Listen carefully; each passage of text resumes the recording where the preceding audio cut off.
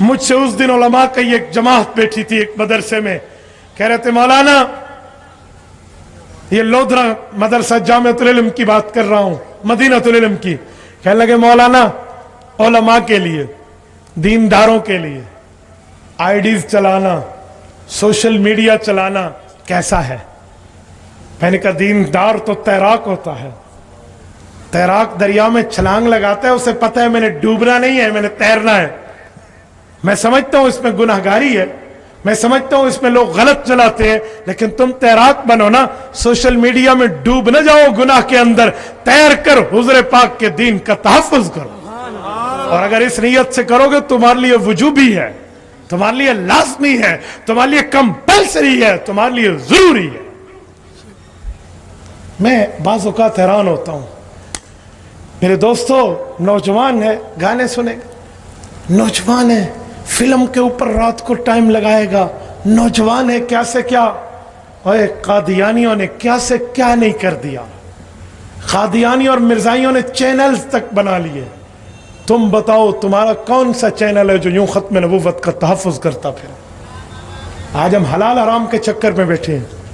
میں ایک جگہ اس دن گیا, میرے سامنے ایک بندے کا بیٹا موبائل پر ختم نبوت کی میری گفتگو, سیرت النبی گفتگو تھی, وہ ریکارڈ کر رہا, تو اس کے والد صاحب اس سے موبائل کھینچ کے نیچے رکھ دیتے, بچہ پھر اٹھاتے, چھوٹا بچہ کو 10-12 سال کا, اس کا والد پھر کھینچتے, وہ پھر اٹھاتے, کہتے فوٹو نہ بناؤ, پھر میں خطبہ پڑھ رہا تھا, میرے خطبے کے درمیان یہ نوک جھوک چلتی رہی اور میں دیکھتا رہا.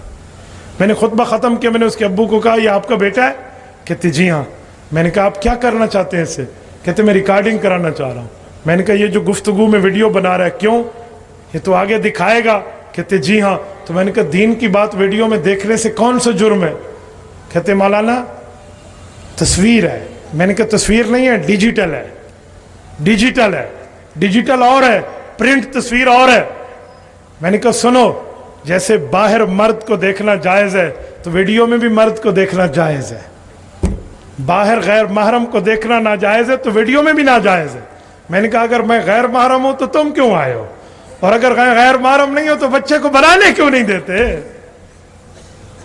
تو میرے دوستو, میں نے کہا میں شوق نہیں ہے ویڈیوز کا, کبھی شوق نہیں ہے, لیکن ایک مجبوری میں آیا ہوں, ایک مجبوری میں. تو آپ بھی اس حضور پاک کی ختم نبوت کی مجبوری کو سامنے رکھ کے آگے کیوں نہیں چلتے؟ میں اکثر علماء کو کہتے رہتا ہوں میں خطیب نہیں ہوں, میرے ذمہ اسباق ہے, 1 درجن کے اسباق میں تخصص کے پڑھا کے نکلتا ہوں اپنے گھر سے. تو میں تو بنیادی مدرس ہوں, لیکن ہم اسٹیج پر اس لیے آئے ہیں کہ آج اہل کفر کا مقابلہ کرنا. اور خدا کی قسم گھوٹکی کا دوستوں, میں تو خوشخبری سمجھتا ہوں, میں تو خوشخبری سمجھتا ہوں. کچھ دنوں پہلے میرے ایک دوست ہیں انگلینڈ سے, مجھے واٹس ایپ کیا, مفتی صاحب اس ویڈیو کو دیکھیں. میری عادت نہیں ہے میں خواہ سے ڈاؤن لوڈ کروں, لیکن کوئی اتنا بندہ بڑا آدمی اپنا قریبی عالم پھر اس کو بندہ دیکھتا بھی ہے, ورنہ عام طور پہ لوگ کلپ بھیجیں تو کیا بندہ کلپوں کو دیکھتا پھرے. میں کہتا ہوں جی لکھ کے بتا دیں کیا ہے, لیکن میں نے وہ کلپ دیکھا تو قادیانیوں کی آفیشیل چینل کا تھا, اور اس پر میرا نام اور میری تصویر تھی. میں بڑا متوجہ ہوا, میں نے کہا پتہ نہیں کیا ہے. جب میں نے کھولا نا تو میرے ساتھ 1-2 دوست بیٹھے ہوں, کان کھڑے ہو گئے.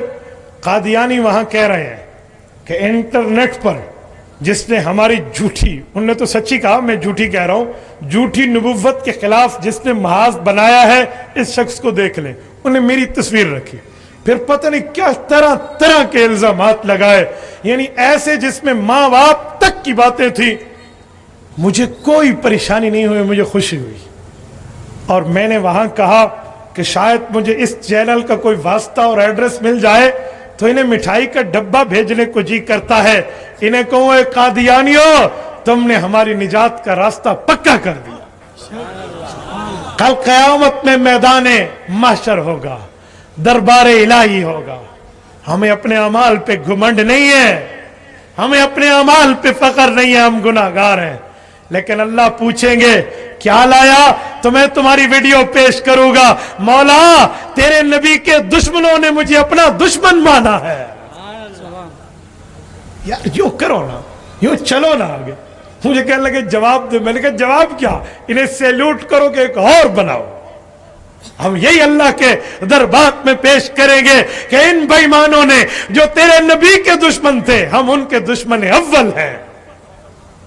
بھائی یہ کون سی بات ہے؟ یہ کون سا معاملہ ہے؟